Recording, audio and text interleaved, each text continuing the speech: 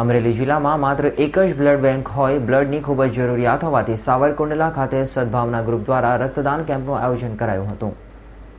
અમરેલી જિલ્લામાં માત્ર એક જ બ્લડ બેંક હોય અને બ્લડની ખૂબ જ જરૂરિયાત હોવાથી સાવરકુંડલામાં સદભાવના ગ્રુપ દ્વારા રવિવારના રોજ મહુવા રોડ લોહાણા બોર્ડિંગ ખાતે રક્તદાન કેમ્પ યોજાયો હતો, જેમાં 90 રક્ત બોટલ એકત્રિત થઈ હતી. આ રક્તદાન કેમ્પમાં દરેક રક્તદાતાઓને ગિફ્ટ આપવામાં આવી હતી.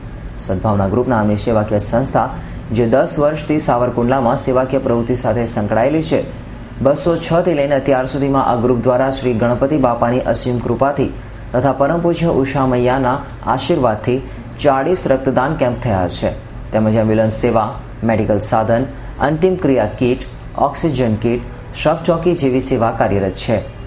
અમરેલી જિલ્લાની અંદર રેડક્રોસ દ્વારા એક પણ બોટલ રેડક્રોસની અંદર ન હોવાથી સાવરકુંડલા શહેરમાં એટલે કે સદભાવના ગ્રુપને કહેલ કે ભાઈ 150 કે 100 બોટલ થાય તો બ્લડ કેમ્પ કરી દો, જેથી કરીને ત્યાંના અમરેલી જિલ્લાના બધા પેશન્ટોને બ્લડ મળી રહે. એ માટે સદભાવના ગ્રુપે 52મો કેમ્પ રક્તદાનનો કરેલ છે અને સદભાવના ગ્રુપ દ્વારા એમ્બ્યુલન્સ સેવા, મેડિકલ સાધન સહાય, અંતિમ ક્રિયા કીટ,